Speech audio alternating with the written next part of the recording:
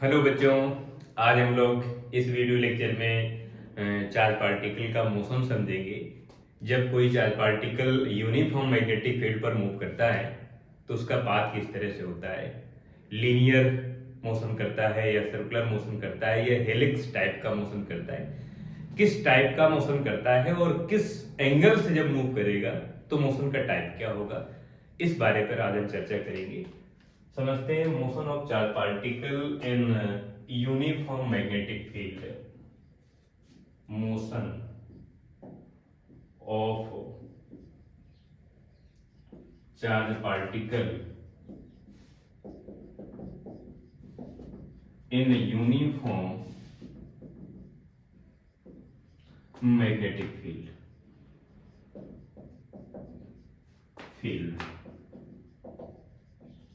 Uniform magnetic field पर charge particle का motion क्या होगा, कैसे होगा। इसकी तीन कंडीशन है। फर्स्ट कंडीशन है कि when charge particle move parallel और anti parallel to direction of magnetic field, जो मैग्नेटिक फील्ड की डायरेक्शन है उस डायरेक्शन के पैरेलल या उसके एंटी पैरेलल, माने उसी डायरेक्शन पर या उसके अपोजिट डायरेक्शन पर जब चार्ज पार्टिकल मूव करेगा तब उसका पाथ कैसा होगा। उस समय अगर हम देखें तो अगर पैरेलल होगा, अगर पैरेलल मूव कर रहा है तो हम थीटा की वैल्यू 0 डिग्री लिखेंगे, और अगर एंटी पैरेलल मूव कर रहा है तो एंटी पैरेलल पर थीटा की वैल्यू 180 डिग्री होगा। एंटी पैरेलल इस पर थीटा की वैल्यू 180 डिग्री होगी। चाहे आप साइन 0 की वैल्यू या साइन 180 की वैल्यू लिखें, ये 0 हो जाएगा। अब हम देखते हैं कि हमारे पास जो मैग्नेटिक फोर्स है, मैग्नेटिक फोर्स वो है Q V B sine theta, और थीटा की वैल्यू अगर मैं 0 डिग्री लिखूं या 90 डिग्री लिखूं, सॉरी 180 डिग्री लिखूं, 0 डिग्री या 180 डिग्री दोनों सिचुएशन पर फोर्स की वैल्यू 0 होगी। तो अगर मैं क्यू वी बी साइन 0 लिखता हूं या Q V B sine 180 degree लिखता हूं, दोनों सिचुएशन पर फोर्स की वैल्यू 0 होगी। यानी चार्ज पार्टिकल मूव तो कर रहा है मैग्नेटिक फील्ड पर, लेकिन उस पर कोई फोर्स नहीं है, कोई फोर्स नहीं है, नो फोर्स, कोई फोर्स नहीं है। यानी इस time charge particle uniform motion कर रहा है। अगर मैं एक्सेलरेशन को कैलकुलेट करता हूं चार्ज पार्टिकल का कितना एक्सेलरेशन है, तो फोर्स डिवाइड बाई मास लिखूंगा।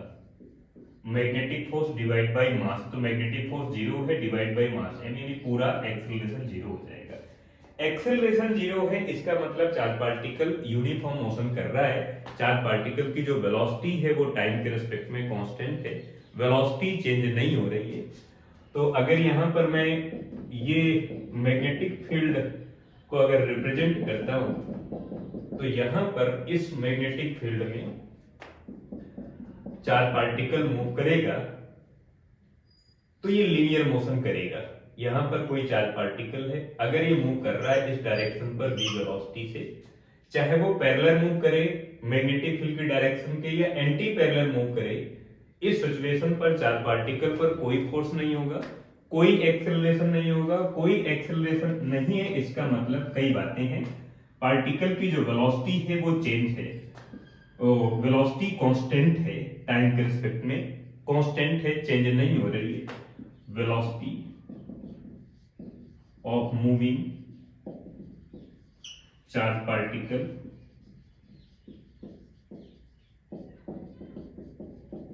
Is remain constant.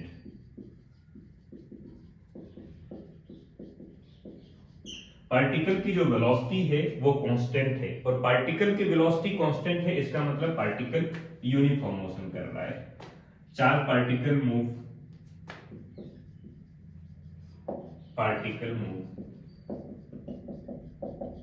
In uniform position, और अगर पार्टिकल यूनिफॉर्म मोशन कर रहा है तो इसका जो पाथ होगा वो लीनियर होगा। path of the moving charge particle of moving charge particle is also straight line.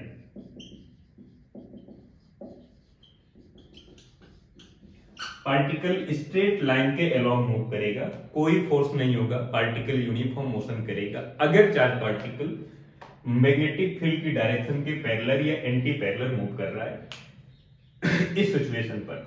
अब हम इसकी सेकेंड कंडीशन देखते हैं, जब चार्ज पार्टिकल मैग्नेटिक फील्ड की डायरेक्शन के परपेंडिकुलर मूव कर रहा है यानी 90 डिग्री पर मूव करेगा, उस समय इसका पाथ किस तरह से होगा, आप इसे नोट करें।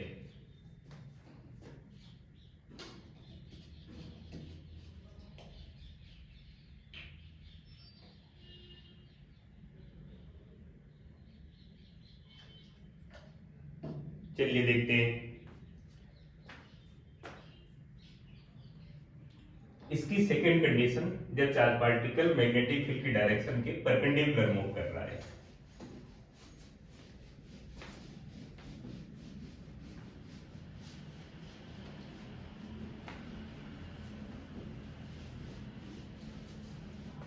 Second condition, when charge particle move to perpendicular direction of magnetic field, magnetic field की डायरेक्शन के परपेंडिकुलर अगर मूव करेगा तो जो वेलोसिटी होगी वो परपेंडिकुलर होगी मैग्नेटिक फील्ड की डायरेक्शन के, और इस टाइम थीटा की वैल्यू 90 डिग्री होगी, और जो मैग्नेटिक फोर्स होगा वो मैक्सिमम होगा, मैक्सिमम मैग्नेटिक फोर्स।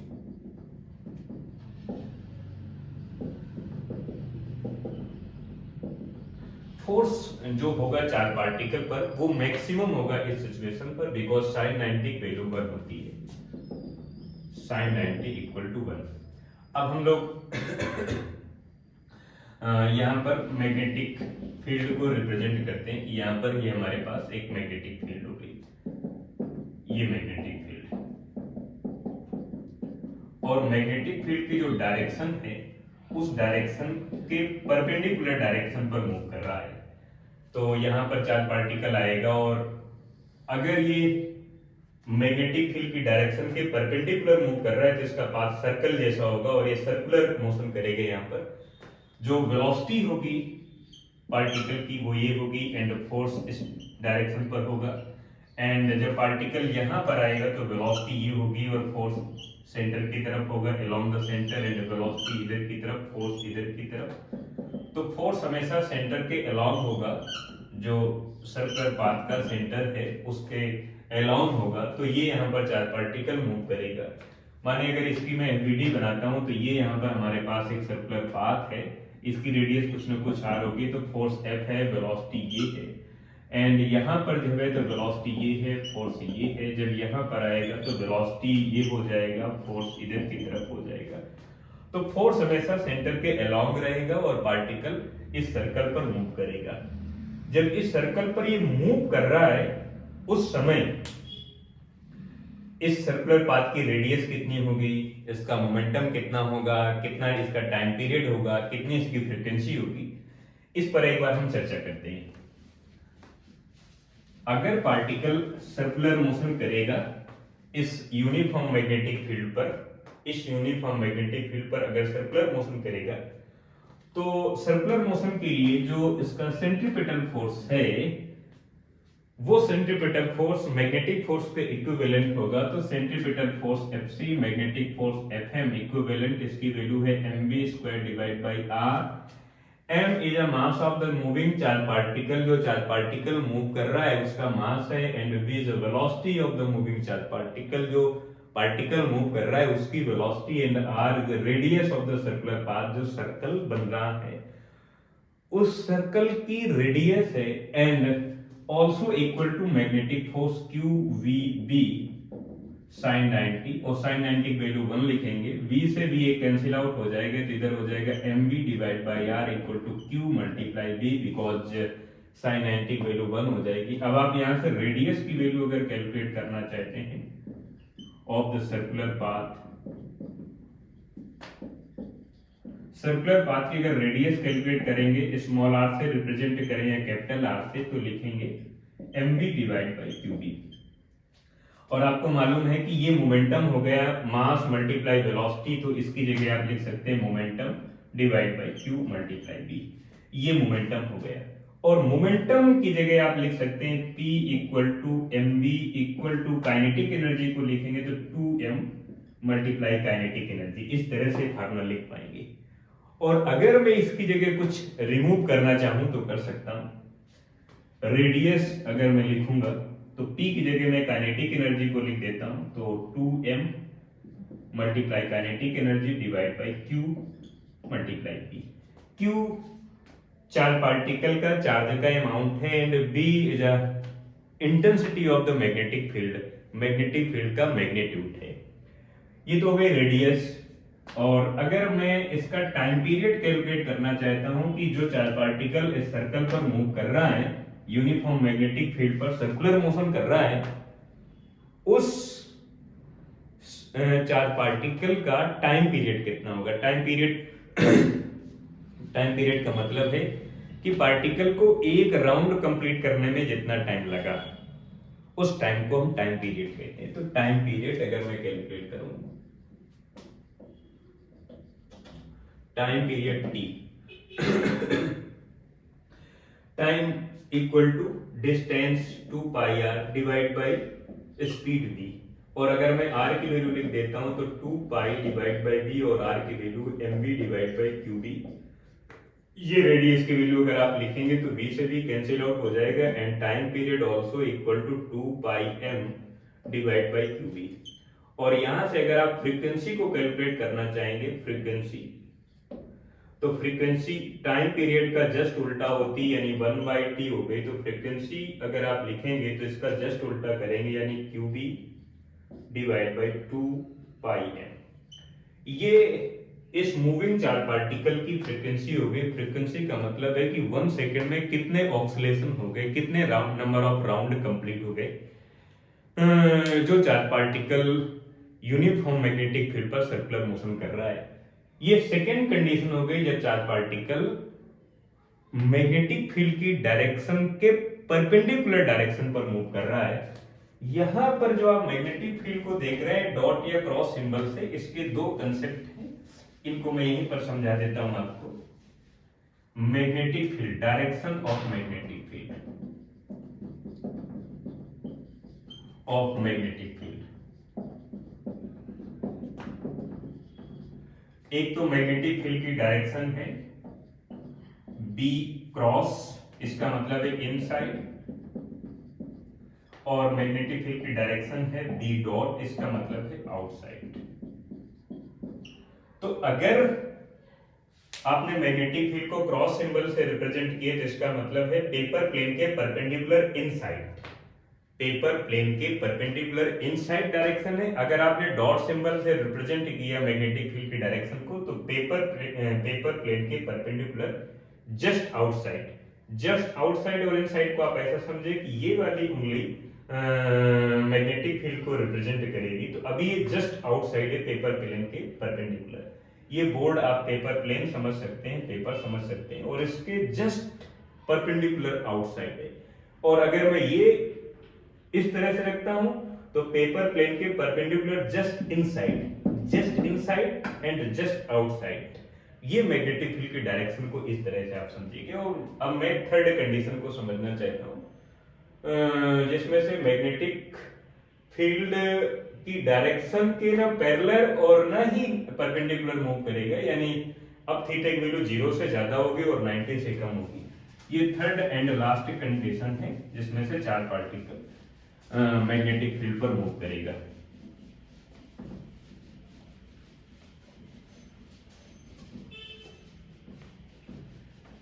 ये हमारे पास अब थर्ड कंडीशन है, व्हेन चार्ज पार्टिकल ऐसे मूव कर रहा है जिसमें से थीटा की वैल्यू 90 से तो ज्यादा है बट 90 से कम है बट 0 से ज्यादा है। थीटा की वैल्यू 90 डिग्री से ज्यादा, 90 डिग्री से कम है और 0 से ज्यादा है। इस तरह की एक सिचुएशन बन रही है। और यहाँ पर अगर मैं कोई कोऑर्डिनेट सिस्टम बना लेता हूँ, ये कोऑर्डिनेट सिस्टम अगर बना लेता हूँ तो ये हो गई y एक्सिस एंड ये x एक्सिस हो गई ये जेड एक्सिस हो गई, और यहाँ पर कोई चार्ज पार्टिकल है जो यहाँ से अपने मोशन को स्टार्ट कर रहा है, और इस टाइम ये पार्टिकल ना 0 डिग्री पर मूव कर रहा है और ना ही 90 डिग्री पर मूव कर रहा है। एंगल की वैल्यू 0 से ज्यादा और 90 से कम है, तो पार्टिकल इस टाइप से मोशन करेगा। ये वेलोसिटी हो गई। यहाँ पर पूरे में मैग्नेटिक फील्ड है, यूनिफॉर्म मैग्नेटिक फील्ड है, और अगर यूनिफॉर्म मैग्नेटिक फील्ड है तो यहाँ पर ये एंगल थीटा है, थीटा की वैल्यू 0 से ज्यादा है और 90 से कम है, तो पार्टिकल का जो पाथ होगा वो इस टाइप से होगा, और पार्टिकल इस टाइप का मोशन करेगा। ये आप रिंग की डिजाइन में आप इसका मोशन समझ सकते हैं कि पार्टिकल हर बार सर्कल में मूव कर रहा है, लेकिन सर्कल चेंज हो रहा है। अभी यहाँ पर मूव करेगा, फिर अगली बार नेक्स्ट सर्कल में, फिर अगली बार नेक्स्ट सर्कल में। हर बार चार्ज पार्टिकल सर्कुलर मोशन कर तो रहा है, लेकिन पहली बार इस सर्कल में, ये एक रिंग हो गई, नेक्स्ट टाइम इसमें, नेक्स्ट टाइम इसमें। तो यहाँ पर पार्टिकल का जो मोशन है वो दो तरह से है। एक तो पार्टिकल की जो वेलोसिटी है वो इधर की तरफ है, इसे आप vx कह सकते हैं या v पैरेलल कहते हैं, ये v cos थीटा हो गया। इसका काम है पार्टिकल को यहां से आगे की तरफ ले जाना, यानी इस डायरेक्शन पर मूव कराना, इसका काम है आगे की तरफ मूव कराना। दूसरा जो कंपोनेंट बनेगा v perpendicular mean vy equal to v sin theta बनेगा। इस कंपोनेंट का काम है कि पार्टिकल को सर्कल में मूव कराना, इस सर्कल में, फिर इस सर्कल में। सपोज दैट इसकी वैल्यू अगर 0 हो गई तो पार्टिकल इसी सर्कल पर मूव करता रहेगा, इसी सर्कल पर मूव करता रहेगा। सपोज दैट इसकी वैल्यू अगर 0 हो गई तो पार्टिकल फिर सर्कल पर मूव नहीं करेगा, फिर लीनियर मोशन करेगा, जैसा आपने फर्स्ट कंडीशन समझी थी। लेकिन दोनों की वैल्यू 0 नहीं है तो पार्टिकल सर्कल में मूव कर रहा है, लेकिन हर बार अपने सर्कल को चेंज कर रहा है। जैसे स्प्रिंग में देखते हैं कि स्प्रिंग का एक रिंग यहाँ पर है, फिर पार्टिकल यहाँ पर मूव करेगा, फिर नेक्स्ट टाइम नेक्स्ट सर्कल में, फिर नेक्स्ट टाइम नेक्स्ट सर्कल में, बार बार वो सर्कल को चेंज कर रहा है, लेकिन हर बार वो सर्कल में मूव कर रहा है। जैसे स्प्रिंग की रिंग आप देख पाते हैं, उस टाइप का मोशन है, इसे आप हेलिक्स टाइप का मोशन कह सकते हैं। इसमें भी हमें वही दो तीन चीजें समझनी है। ये फर्स्ट सर्कल का सेंटर हो गया C1, ये C2 हो गया, सेकंड सर्कल का सेंटर हो गया। दोनों के बीच की जो सेपरेशन डिस्टेंस होती है उसे आप पिच कहते हैं, पिच कहते हैं। तो पिच कैलकुलेट करेंगे, टाइम पीरियड, रेडियस, फ्रीक्वेंसी, ये सब कैलकुलेट करेंगे। तो पहले हम रेडियस कैलकुलेट कर लेते हैं। रेडियस के लिए फार्मूला है mv डिवाइड बाई qb, लेकिन यहां पर वेलोसिटी के दो कंपोनेंट है, यहां पर उस कंपोनेंट का यूज करेंगे जो सर्कुलर मोशन के लिए रिस्पांसिबल है। सर्कुलर मोशन के लिए रिस्पांसिबल है इसका वर्टिकल कंपोनेंट, मीन इसकी जगह हम इसका वर्टिकल कंपोनेंट लिखेंगे vy, और अगर vy की वैल्यू लिख देंगे तो हम लिखेंगे mv sin theta divide by qb। और अगर आप इसे चेंज करते रहना चाहते हैं तो कर सकते हैं, इसकी जगह मोमेंटम लिख सकते हैं, तो p sin theta divide by आप qb लिख देंगे, जो भी आपको लिखना है, ये रेडियस की वैल्यू हो जाएगी। फिर इसके बाद आपको कैलकुलेट करना है टाइम पीरियड। अगर आप टाइम पीरियड कैलकुलेट करना चाहते हैं तो टाइम पीरियड के लिए रिस्पांसिबल है वही जो रेडियस के लिए रिस्पांसिबल है, माने वेलोसिटी का वही कंपोनेंट टाइम पीरियड के लिए रिस्पांसिबल है। बिकॉज अगर वो सर्कुलर मोशन नहीं करेगा, इस रिंग पर मोशन नहीं करेगा, तो फिर उसका टाइम पीरियड फिर किस बात का। तो टाइम पीरियड के लिए कि उसका रिंग तो कंप्लीट होना चाहिए, तब तो टाइम पीरियड बनेगा। तो time period equal to distance 2πr divide by speed या वेलोसिटी लिख दें तो इसका component vertical component, and 2π divide by vy। Radius की वैल्यू ये वाली लिखें या कोई भी लिखें, तो मैं लिख देता हूं mvy डिवाइड बाई qb। ये वर्टिकल कंपोनेंट कट जाएगा तो ये इधर हो जाएगा, टाइम पीरियड की वैल्यू हो जाएगी 2πm डिवाइड बाई qb। ये हो जाएगा हमारे पास सेकंड में वैल्यू आ गई। अगर आप कैलकुलेट करना चाहते हैं फ्रीक्वेंसी टाइम पीरियड का जस्ट उल्टा करेंगे 1/t, और इसका जस्ट उल्टा कर देंगे तो हो जाएगा qb डिवाइड बाई 2πm। ये फ्रीक्वेंसी हो गई। और लास्ट में मुझे कैलकुलेट करना है पिच, कैलकुलेट करना है कि जब पार्टिकल इस सर्कल पर मूव कर रहा है, फिर अगली बार इस सर्कल पर मूव करेगा, फिर अगली बार यहाँ पर मूव करेगा, तो दो सीक्वेंस में जो सर्कल आ रहे हैं दोनों के बीच के सेंटर के बीच की डिस्टेंस कितनी है आप पिच को कैलकुलेट करेंगे, आप इसे C1 C2 लिख सकते हैं। तो पिच एक तरह की डिस्टेंस है, C1 से लेकर C2 की डिस्टेंस है। तो पिच के लिए रिस्पॉन्सिबल है ये, बिकॉज आगे की तरफ लाने वाला जो वेलोसिटी का कंपोनेंट है इसका, ये हॉरिजॉन्टल कंपोनेंट है, तो आप इसका यूज करेंगे। तो मैं लिखूंगा पिच एक तरह की डिस्टेंस है, distance equal to speed multiply time. तो स्पीड आपके पास vx मैं यहाँ पर लिखूंगा, ये हो जाएगा vx मल्टीप्लाई टाइम, जो भी है आपके पास टाइम पीरियड, बिकॉज एक जब टाइम पीरियड कंप्लीट होगा तो फर्स्ट सर्कल को छोड़कर सेकंड सर्कल पर आएगा, फिर वो जब एक सेकंड टाइम पीरियड कंप्लीट होगा तो थर्ड में आएगा। तो टाइम पीरियड आपके पास है 2 pi m divide by QB, and इसकी वैल्यू लिख देंगे तो v cos थीटा और मल्टीप्लाई में 2 pi m divide by QB। ये हमारे पास चार पार्टिकल के मोशन की एप्लीकेशन हो गई। एक एप्लीकेशन एक क्वेश्चन में आपके लिए देता हूं और उसमें आपको ये डिसाइड करना है कि कौन सा चार पार्टिकल इलेक्ट्रॉन है या कौन सा चार पार्टिकल प्रोटॉन है या कौन सा चार पार्टिकल अल्फा पार्टिकल है। एग्जाम्पल, यहां पर मैग्नेटिक फील्ड है, 3-4 पार्टिकल रहेंगे ABC नाम के, और आपको इस बात को डिसाइड करना है, एक ये 4 पार्टिकल है, एक इसी पर दूसरा 4 पार्टिकल ये है, और तीसरा 4 पार्टिकल इसी के अंदर ये है। इसका नाम है A, इसका नाम है B, इसका नाम है C, और तीनों के रेडियस, इसकी रेडियस है R1, इसकी रेडियस है R2 एंड इसकी रेडियस है R3। R3 सबसे ज्यादा है, R2 एंड R1। आपको बताना है एक इलेक्ट्रॉन है या प्रोटॉन है या अल्फा पार्टिकल है, B इलेक्ट्रॉन है, प्रोटॉन है, अल्फा पार्टिकल है। माने ABC में एक इलेक्ट्रॉन है, एक प्रोटॉन है, एक अल्फा पार्टिकल है। आपको ये डिसाइड करना है कि कौन इलेक्ट्रॉन है, कौन प्रोटॉन है, कौन अल्फा पार्टिकल है। ये आपके लिए एक छोटी सी प्रॉब्लम है, आप इसे डिसाइड करें और समझें। नेक्स्ट टाइम जब आएंगे हम लोग नेक्स्ट वीडियो लेक्चर में तो इसकी अगली एप्लीकेशन को समझेंगे। इस तरह से हम चार पार्टिकल का मोशन समझते हैं यूनिफॉर्म मैग्नेटिक फील्ड पर, चाहे वो नेगेटिवली चार्ज हो या पॉजिटिवली चार्ज हो। अगर चार पार्टिकल मूव कर रहा है तो उसके मोशन की वजह से या उसके मोशन के कारण उसका पाथ अलग अलग तरह से मिलेगा। तो 3 तरह से मूव कर सकता है, फर्स्ट पैरेलल या एंटी पैरेलल, सेकंड परपेंडिकुलर, और थर्ड हेलिक्स पाथ पर मूव करेगा, जैसा आप ये थर्ड एप्लीकेशन देख रहे हैं चार पार्टिकल के लिए। इस वीडियो लेक्चर में हम लोग इतना ही पढ़ेंगे। नेक्स्ट वीडियो लेक्चर में इसके आगे के एप्लीकेशन को समझेंगे कि चार पार्टिकल अगर मूव करेगा तो इसकी दूसरी एप्लीकेशन किस तरह से बन सकती है मैग्नेटिक फील्ड के लिए, आगे देखेंगे।